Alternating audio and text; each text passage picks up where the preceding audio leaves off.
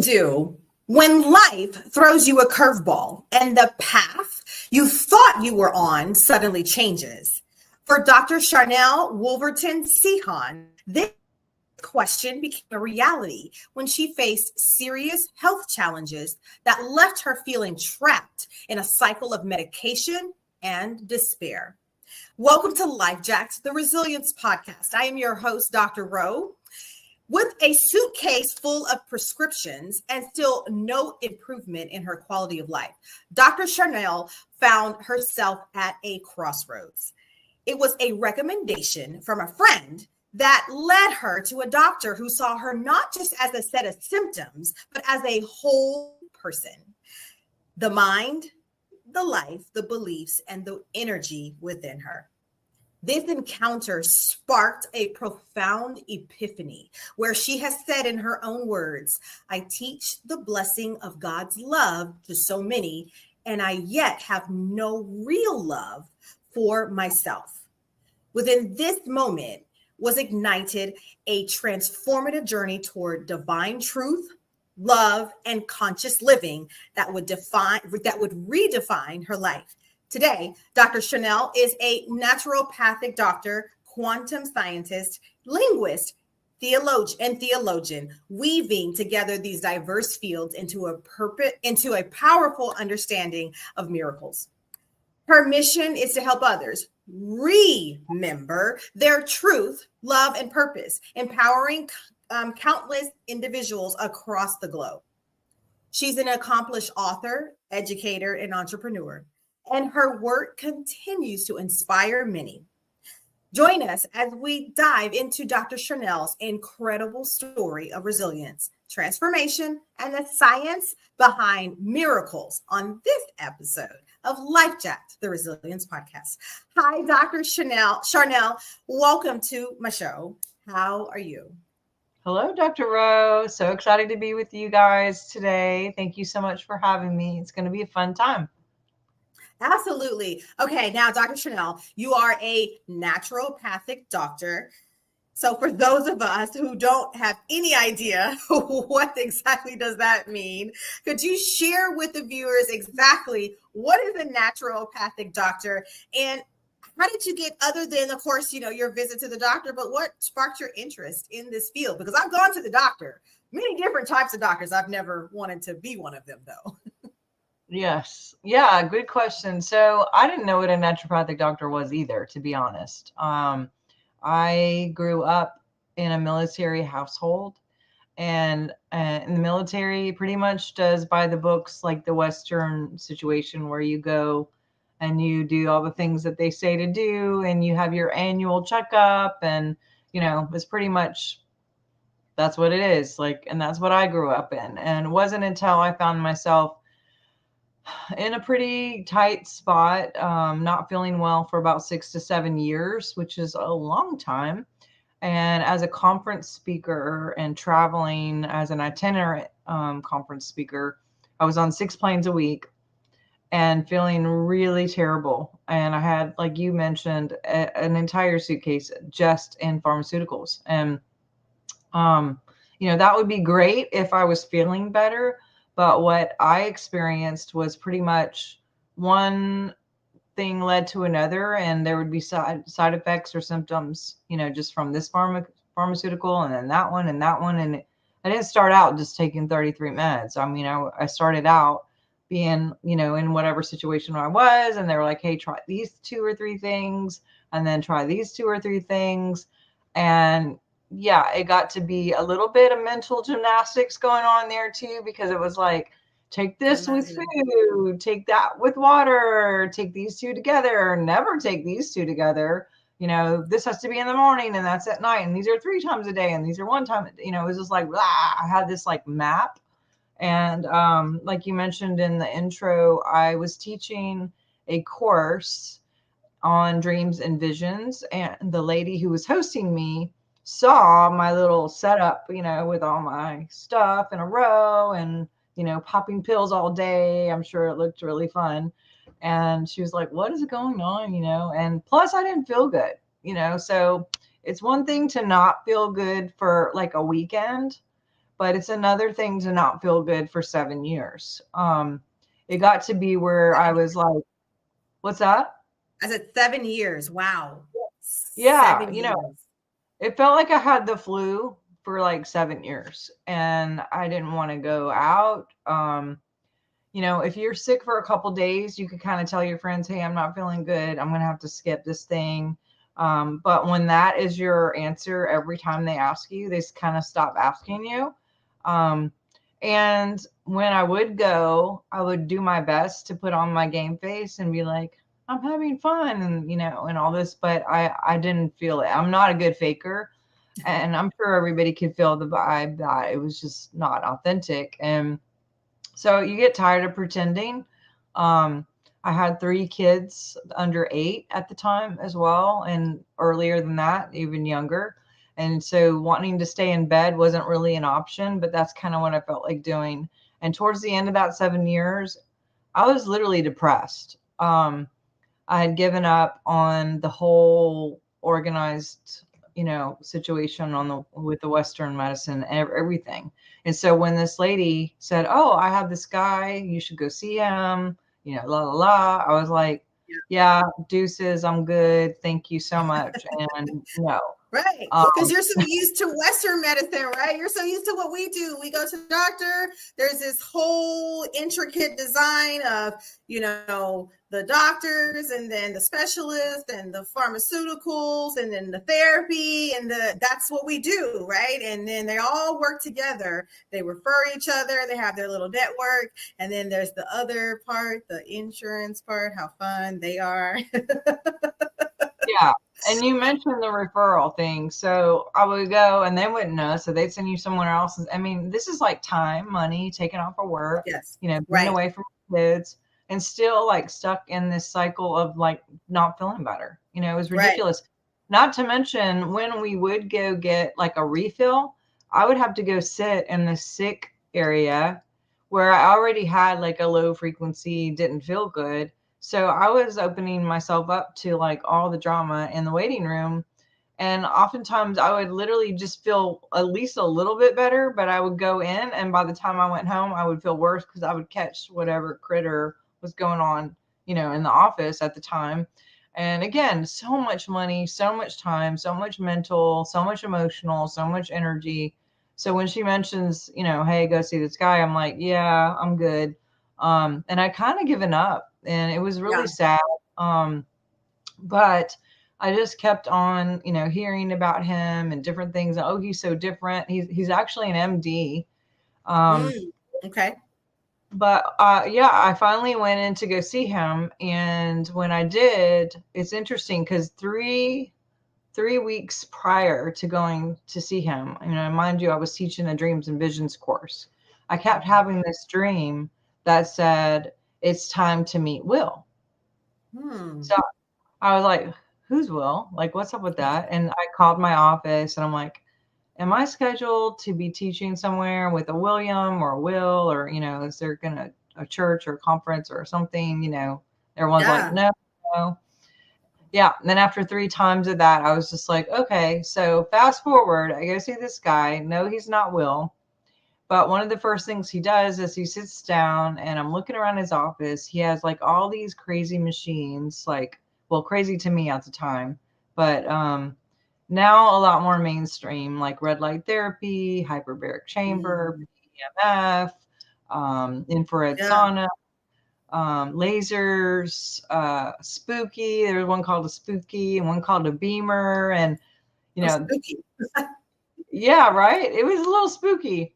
And so I was just like, this in 2008 was like, no, I had not heard of it. I mean, maybe that was mainstream, but I'm seeing it a little bit now and I'm still seeing some people who are like, I don't know what that is, but yeah. And, so I just want to ask you so we could clear up things for people.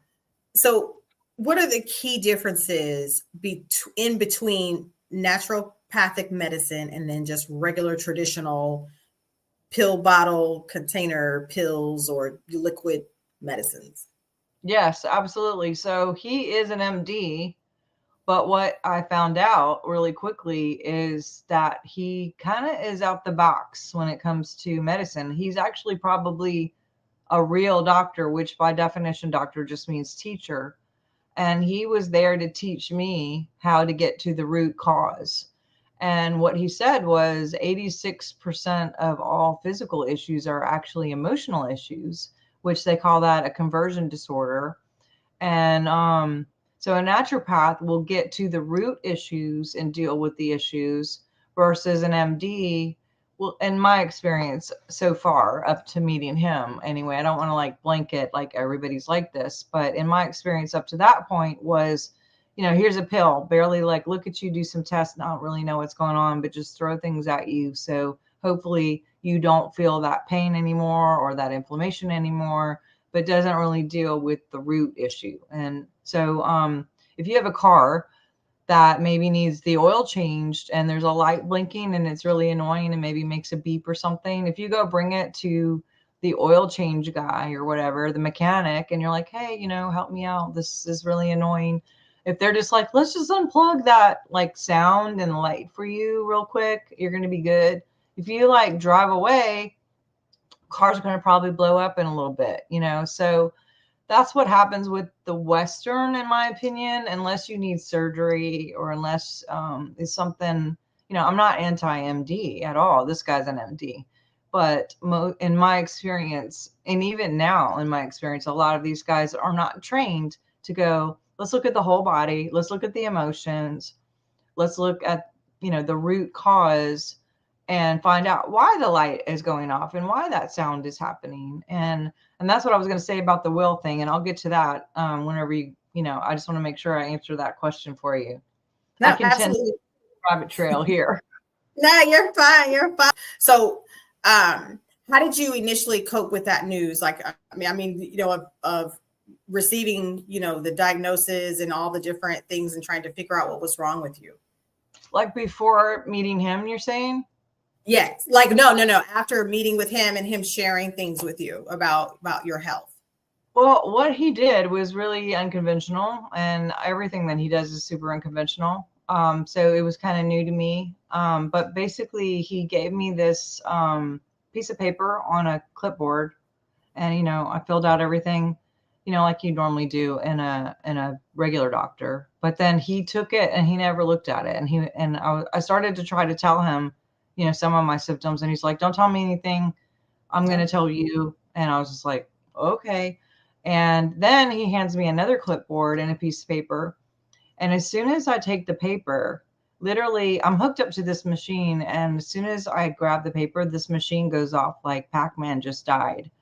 And he gives this face like, oh, and I was like, oh, what is that? Like not, and he's like scratching his head and looking really like terrified. And I was like, that's not the face that you want to see your doctor doing, And so I was like, what does this mean? What does this mean? And he was like, well, normally I give that paper to someone and, they may read it out loud or, look over it and then they have a response, but you just touched it and you had this response. So I was just like, okay, well, what's on the paper? So I start looking at it and it basically says, I am loved. I have a mission.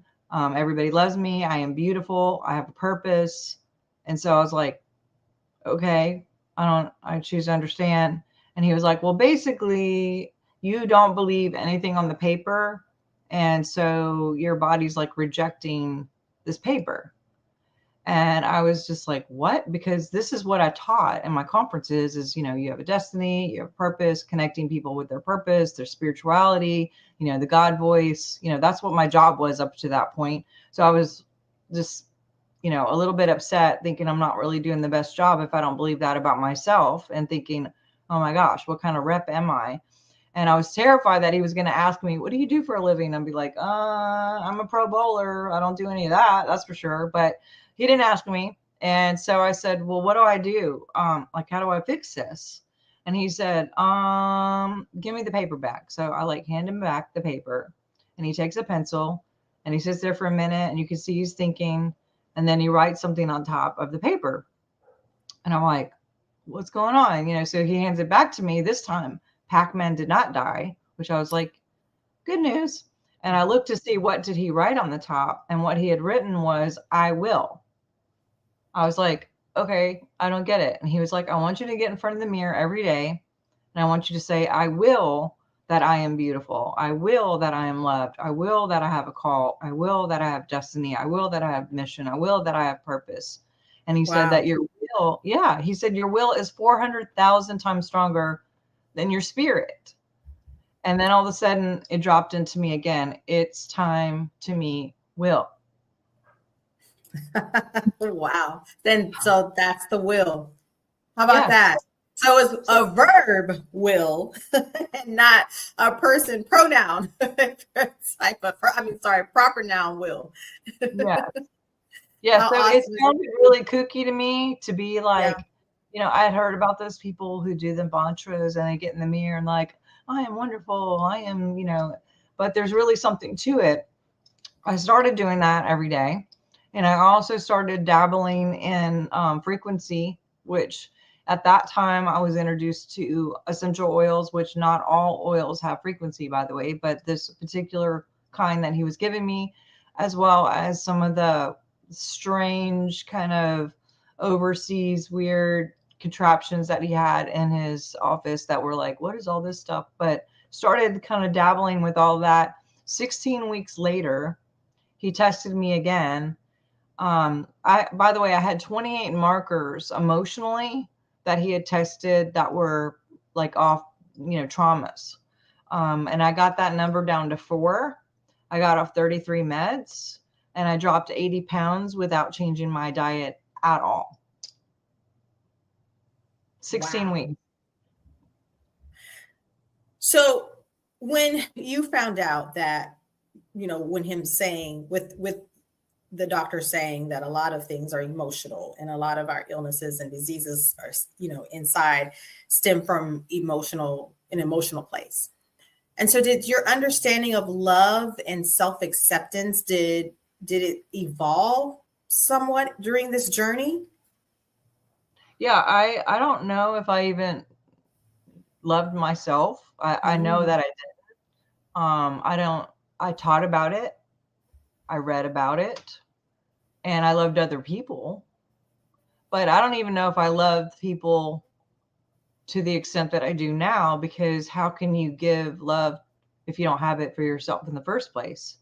yeah. And in my situation, just the act of going to him and doing the things that he said to do and reprogramming, I call it like positive brainwashing, is like reminding my mind, I am love, and I am beautiful, and I am destiny, and I have all all those things. I had to entrain myself into that belief system. And the word Yeah. belief is to be alive in that, Uh, embody yeah. it. Is that the Yep. reverse engineering kind of that you speak of? Yes. Yes. So it started a path of kind of resetting the pace and kind of shifting gears and just doing this whole 180. And, we have a biofield that's about 4 to 5 feet. And I started really studying like neuroscience and quantum physics. And I had already been studying that. So when he would talk about frequency, I was like, oh, well, this fits kind of with what I teach and what I've been studying. It was just kind of a shoe in, but it was just like a piece I had missed because I didn't see Mm, connection to health really as much as I did, and really you can't pee in the pool and hope it doesn't get everywhere. Like there's no separation, right? It's like there's right. no smoking section. If someone's Mhm. smoking over there, you can still smell it over here. So if Yeah. one area of your life in business really sucks and you're failing, then usually, stuff with your children or your spouse or whatever is going to be messed up too. There's Mhm. there's a hint of it everywhere. So when we work on ourselves from the inside out and we really love ourselves, then that love comes out and it's felt and people feel it and they're like, oh, and there's this confidence and your body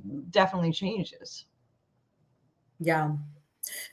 Now, you've talked a lot about, what was happening with you and how you were doing the work on yourself, right? So do you believe that it's important to have a support system in building resilience? Absolutely. Because I think, I mean, look at this situation with my doctor. I thought I knew love. I thought I was teaching all this.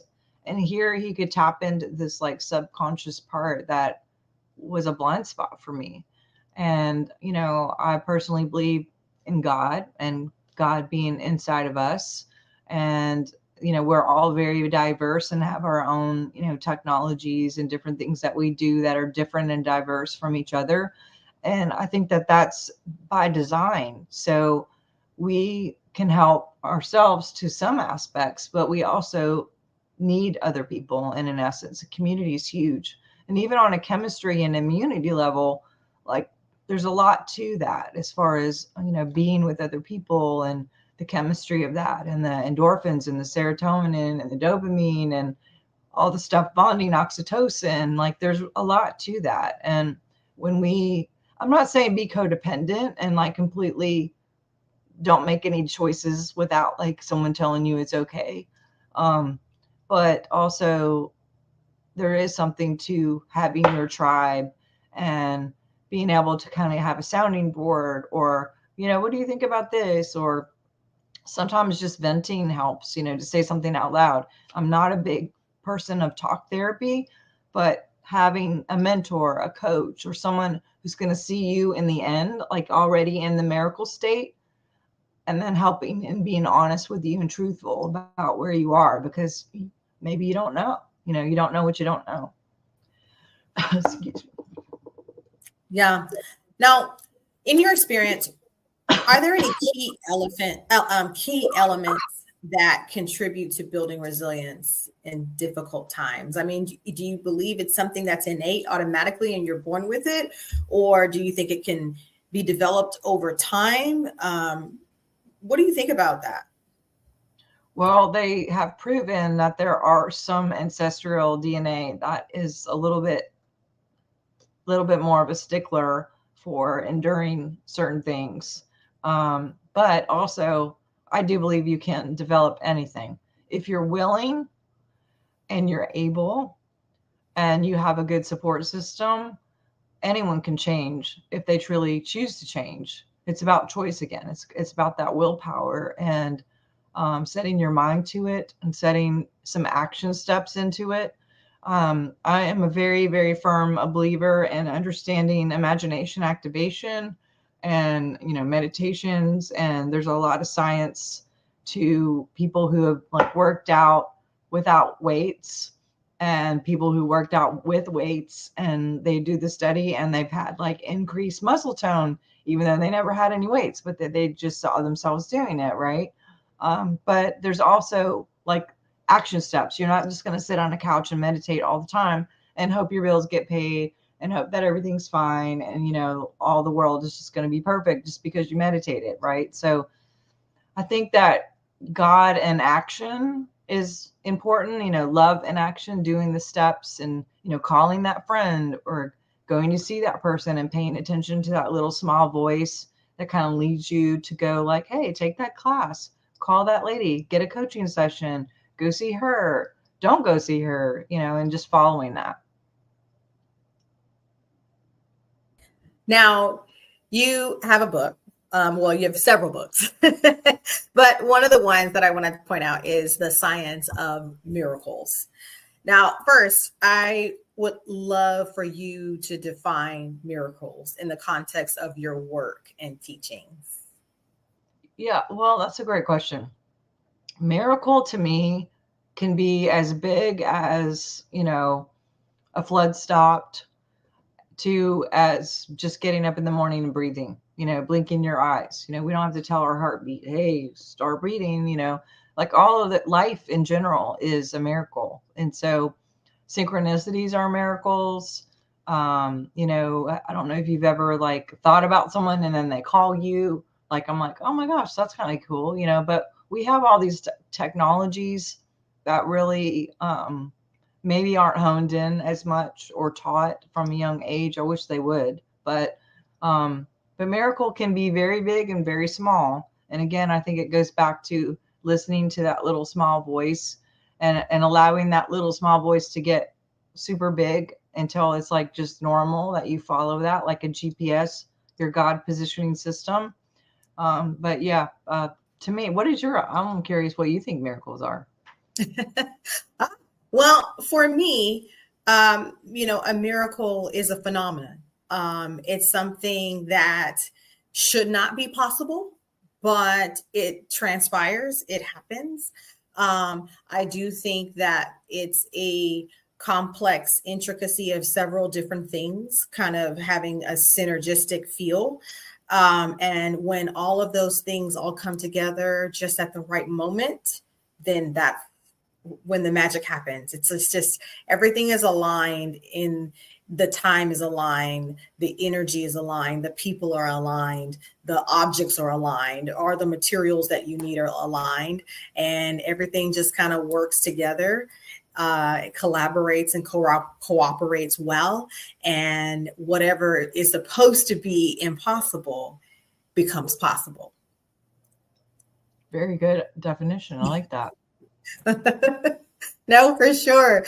Now, can you tell us about the integration between science and the spirituality pretty much in your practice? Because I know a lot of people say, no, science and spirituality do not mix, right? Because you have some people who are, that they're the the Darwinism, and they're the science people, they're the Church of Scientology, if you will, right? And then you have the Bible, people who are like, nope, God created the earth, don't ask any questions.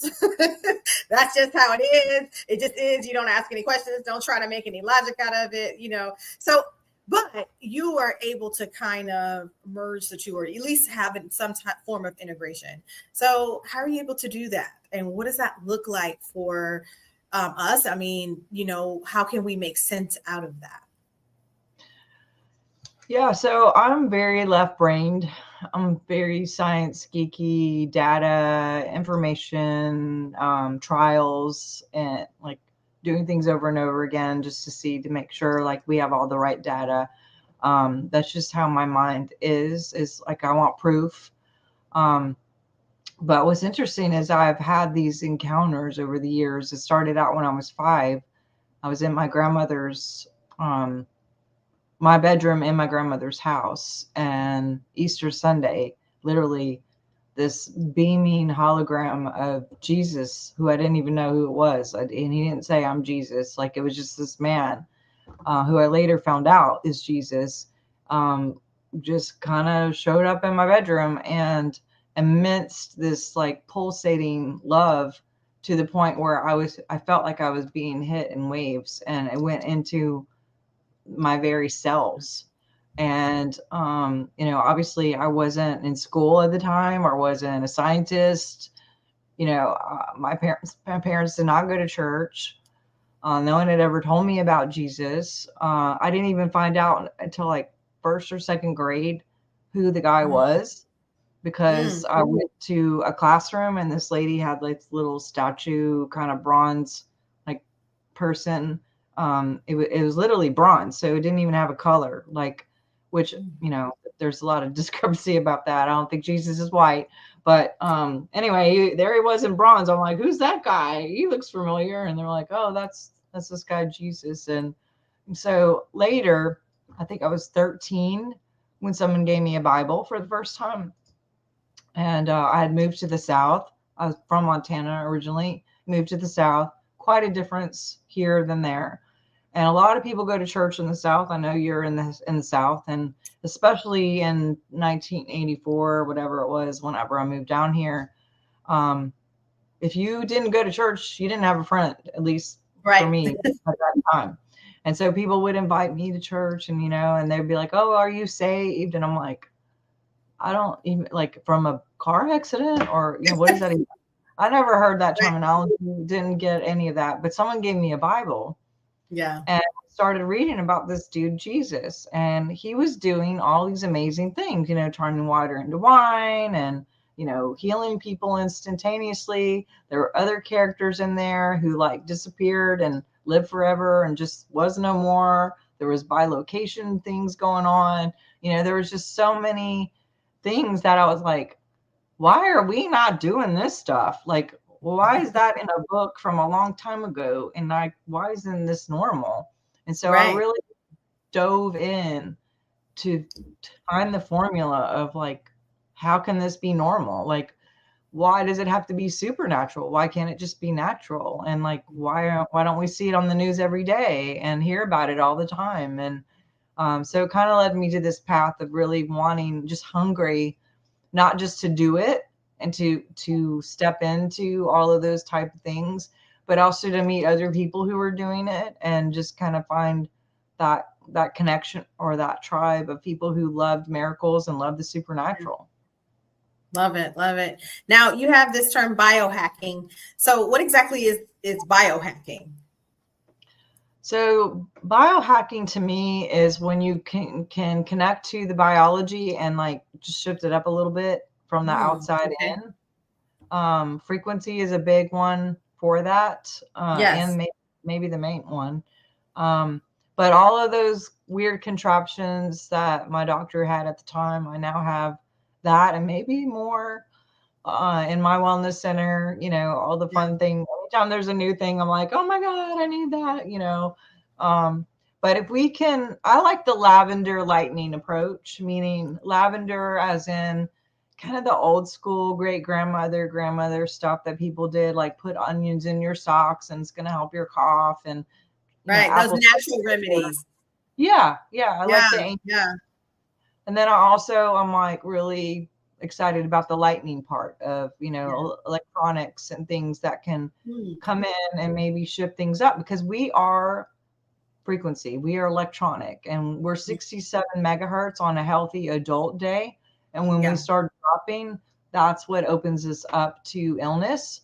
Like 45 is, I don't know if you could say that word that starts with a C. Cancer. I'll just said it. And if you can edit that out, maybe, I don't know. But that's when that happens, is at 45. And the lower you get, the worse. And at 25 is actually death. And it takes 3 Wow. weeks after death before we even have a zero frequency, which is kind of interesting. It's like what happens during that time. But if we can keep a high vibe, people are like, oh, high vibes, sending you vibes. There's something real to that, good Yeah. vibes. Like if we can keep Yeah. up in the frequency, then we could walk through the plague and like nothing will touch us. It's just fine, but No, there is something to that vibe thing. And I mean, I love that you are explaining it in those terms that, what you said, where 67%, megahertz is that's where we're supposed to be. That's, a natural, healthy human being. Unfortunately, if you had to hear the C word in your life, that you mentioned, and that you're at 45, but I do believe that vibration that you talk about, that frequency, like where we're feeling, I think that, even if you want it to feel great, right?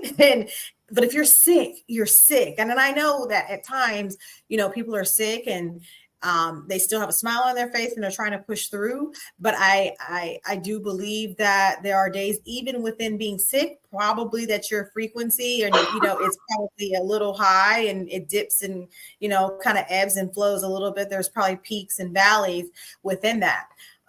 But I do believe in that energy, right? And that vibes. And when people say, I'm sending you good vibes, or, ooh, I get bad vibes from, whatever it is. And I really do believe that is true. That you can have a sense of things, and that I believe our bodies sense things. And it's something in that. Now, I know before you mentioned that there's all these different types of machines and contraptions, and even in your wellness practice. So, what are some of the machines, if you will, that are available within your practice? That and what do they do, and how can they help? Us with our health and wellness journeys, if we find ourselves life jacked by these mystery or strange random illnesses out there, especially these autoimmune diseases. They have just run amok. And I'm not talking like when you become 70 plus, I mean, I'm talking, these are autoimmune diseases that are infiltrating our babies, our 5-year-olds, our 4-year-olds. So anyway, back to my original question. So Yes. you have different types of machines and things in your office. So what are a few of them that you have, and what exactly do they do? Yeah, my top two favorite would probably be ozone therapy and biofeedback. Um, I mean, there's not a lot of people doing ozone therapy, but it is a favorite of mine, and it just has to do with having that extra molecule to cause a charge in the body. It also detoxes, clears the receptors, puts ATP in the cells. There's just a lot that it does. And then biofeedback, I really like because I can do it in person, but I can also do it remote, believe it or not. And at first I was just like, what do you mean you could do this remote? But that same doctor had gotten this technology maybe 6 years ago. And he was like, hey, I just got this new stuff. Can I practice on you? And I was like, okay. And I kind of forgot about it. And then I texted him like 3 weeks later and I was like, hey, did you ever do that thing? Like, whatever happened? He's like, oh gosh, I'm sorry. I forgot. I'll get to it. Still forgot about it. Then one day I came home sitting in my couch. It was like 2 in the afternoon. I came home for a late lunch. I was just sitting there. All of a sudden I was like, wow, I'm super tired. And I was like, what? I felt like pregnant tired. And that's a lot. And I remember telling my husband, like, I wonder if he's doing that thing. And next thing you know, I'm out. I was just like stone cold, sitting up on my couch in the middle of the day, lights on, kids going in and out the house from school, 2, 3 o'clock, dogs and cats running around. I mean, slept through it all. When I did wake up, and by the way, I never take naps. I cannot sleep during the day. That is just not, I don't, that's not in my makeup. If lights are on, there's no, even with like turning the lights off, like if there's Yeah. daylight, ain't happening. Yeah. You just, so I grabbed my phone when I came out of it and I was like going to text him to say, hey, did you do it? And saw he had texted me at like 5 minutes to 2 and said, hey, I'm about to do this. And it plumb Oh, knocked me out for hours. And so I was like, oh, that's kind of scary yeah. because if they're And using you weren't in the office, you weren't hooked up to something, nothing. Wow. no. And my left brain was like, no way, and what's crazy is he did it again like a week or so later, but it happened at 5 p.m. this time, did the same thing. And then the third time he did it, it did the total opposite. It actually had cleared so much and detoxed so much that I was like high. I mean, I was like running around. I mean, not high in a crazy way or anything, but I had so much energy. I was cleaning. I got rid of like 23 bags of like clothes and garbage and just stuff to give it away. Like all my procrastination list was like check, check, check, check, check. I mean, I was living on like 4 hours of sleep and I was like, oh my God, I feel so happy. I'm doing things. I have so much energy. I was working out. But what my left brain was still saying is like, how is this happening? And so I really like went inside and it was crazy because our electricity went out and the electric people came over and they were like, hey, where's your little box thing or whatever? I didn't know if like someone was there was guys in the yard shoveling behind the fence. So I thought maybe they hit a line, I don't know. So the dude's like, where's your little electronic box or whatever? I'm like, I don't even know. And so called my husband and, he did whatever. And they're like, oh, we're going to have to do X, Y, and Z. And then you'll be back on. And I was like, okay. And literally like they did something and it was back on. Then what happened is literally 2 hours later, 3 hours later, I was in my Jeep and my satellite radio went off. And I was like, what the heck? And it had like this 800 number. So I like call, I get on the phone. The guy's in like India and he's like, hey, pull over, turn your car off, turn the radio off. We're going to beam this thing to you and then it'll come back on and you'll do whatever. So I was like, okay. So I wait 5 minutes, did everything, turned it back on. Boom, it's happening. I'm like, how's this dude doing this from like India?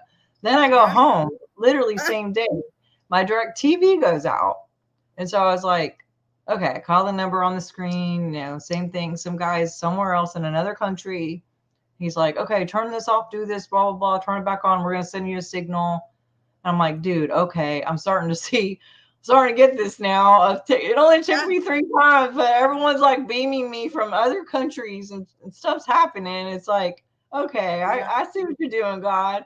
And so, yeah, I bought the software and I literally help people. Like this yesterday, I helped my co-host to have a podcast. He's in the UK. His shoulder was out, so I started working on him. He immediately feels better.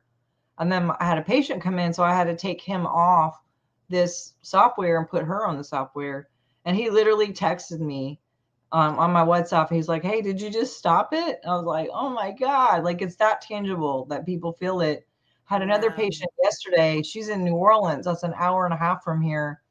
And I was like, hey, I'm going to do this. Da, da, da, da, da. Didn't tell her when or whatever. And she called me at like 5:00 last night and was like, hey, were you doing anything at like 3:00? I sent her a screenshot of the time that we started. It was 3:00. And like, she was like, I was just wondering. Yeah. Cause she said I had my last client at 2 and then I started getting really sleepy. And at 3:00, I was like, I have to go home. And she went home and went to bed for the night. So I was like, it doesn't always work like that. It's going to get better the more integrated you get. But yeah, it'll tell you diagnostics. It'll tell you hormones, chiropractic, major organs. It'll look into brain scans. It'll look into psychic issues, electronics. Like if your computer is bugging you or your Wi-Fi, it'll tell you different things for like 5G. I mean, there's like 30 some reports that tell you different things that are going on. And then it will customize frequencies that you need based on those reports and send them back to you. So you're not just getting beamed and you don't know what's going on. I actually do a consultation over the phone and I go, hey, these are the things we found. This is what we're working on. And then I like to, as a naturopath, look at things too and say, you know what? It's also showing you're deficient in vitamin D. Maybe take a vitamin D, or if you're not grounded, get outside, go in the, get out of your office. It'll tell you sleep more, turn off the TV, that kind of stuff. So some ways to kind of help people. So you hear that, viewers out there, or if you're listening on the audio version.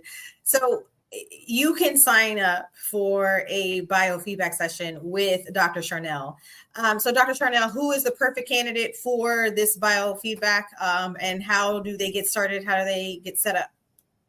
That's a great question. I have all kinds of people. I have people who have like mystery illnesses and they've been to everyone and they're like, we just need help. Like, we don't know what's going on. And then I also have people who are like either athletes or just really in tune with their body and they want to get like a boost. Or maybe they got a little cold or some autoimmune stuff. And they're just like, hey, I want to reverse this. I want to get healthy. I want to get well. Really anybody with the pulse that really likes their health and loves joy, and because it'll look at emotions too and clear trauma from the cells. A lot of the things that happen in our world as far as what we attract and what comes in our life as far as abundance and jobs, that is affected too. So as we clear some of this out of the field, this biofield is 4 to 5 feet. It radiates, but it also magnetizes. If you have a bunch of gunk in here, you'll start attracting more gunk. And so that's true. Yeah, right. So if you clear that out, we've had people who like got a new job or a new partnership or a new boyfriend or a new wife, or we've had people who got proposed to, but there was a block and they didn't even know what was going on. And we were able to clear that, and not saying like, hey, let's clear this so you get a proposal. We're clearing it just to clear it. And then the proposal happened and we're like, oh my God, my boyfriend finally proposed after 5 years, or I got that check in the mail. This guy owed me money. Because again, whatever shows up in this field, we can see it diagnostically. And once you start clearing all the negative energies, I know it sounds woo-woo, but literally we start collecting and attracting or magnetizing more positive things. Right. Wow. Well, hopefully you listeners and viewers out there, you will contact Dr. Sharnael so that she can find out what's blocking you in your biofield and life jacking you and keeping you from, reaching your potential or living your best life possible. So, what advice could you give or would you give to someone who is struggling to find just that love and self acceptance, for themselves? Yeah, I read this book by Og Mandino that talks about the miracle of life, and that was a big shift for me. Had a 17-year eating disorder, did not like myself. I had struggled with like just addictions and trying to like shove things down so I wouldn't feel, and did not like myself whatsoever. But, working with my doctor, reading this book, kind of coming into that remembering love situation, started realizing all the different hurdles that happen for even a person to even make it here through conception is kind of a big deal, especially now these days. It's even higher risk to actually get pregnant and have a baby these days. So when I started really realizing like, oh my God, like God put me here for a reason. I'm different than everyone else. You're different from everyone else. You have a call that I may not have. We're also diverse and we need each other and we work together as a collective. Like your Yeah, voice matters. Everybody matters. And we need absolutely. all of us on board, like full on, like in your highest to really get through all of this and to be our best. So, in your opinion, what is the best way to build resilience? Ugh, when bad things happen, I think at least I had a tendency to think this is terrible. And that was the program that I had, is just like, oh, here we go again, something bad. I kind of have a shift in that now, because if I think about that 7-year thing or some of the other things I've gone through, like divorce or whatever, I did get a diagnosis with cancer in the past, or just like whatever, you name it, losing a job, all of those things can be looked at as this really sucks and it's the end of the world and it's just such a terrible thing.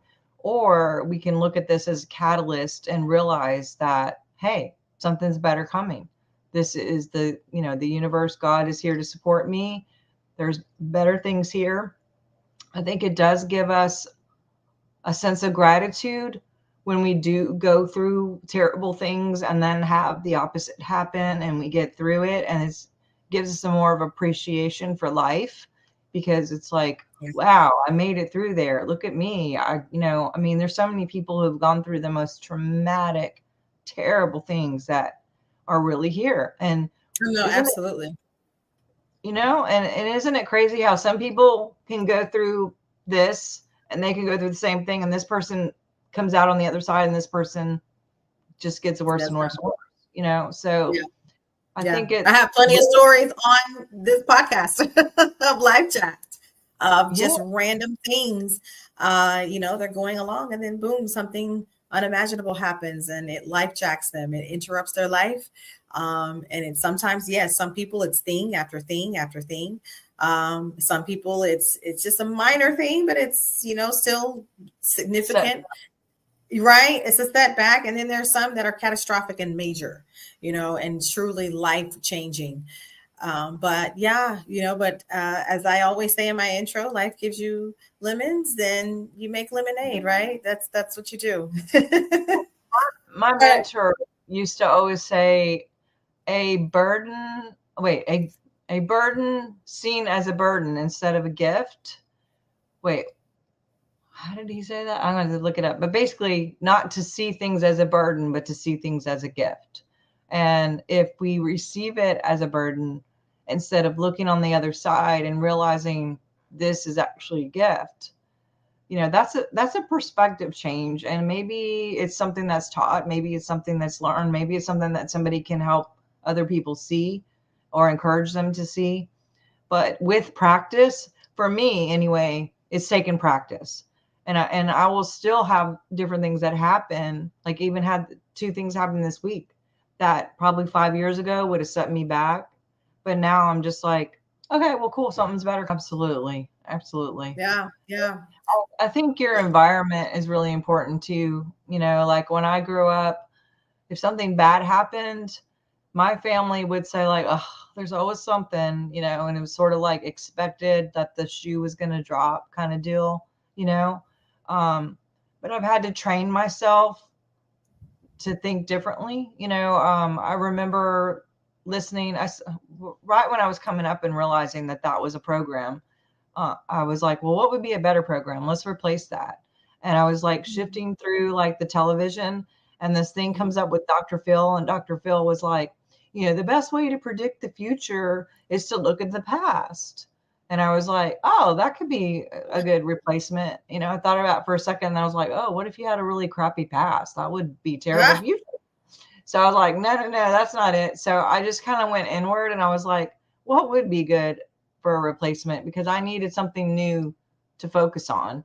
And yeah. right then, I'm not even kidding, Dr. Rowe, I like picked up my phone and I was like scrolling, and this meme comes up, and it's a quote with a picture of Abraham Lincoln.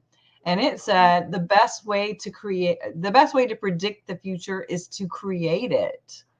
And I was Ah, like, yeah. So anytime something bad happened, now I'm yeah. like, okay, you know what? God's got my back. I'm just going to create something different. Like, That's just this it. That's it. You opportunity pivot to and be keep going.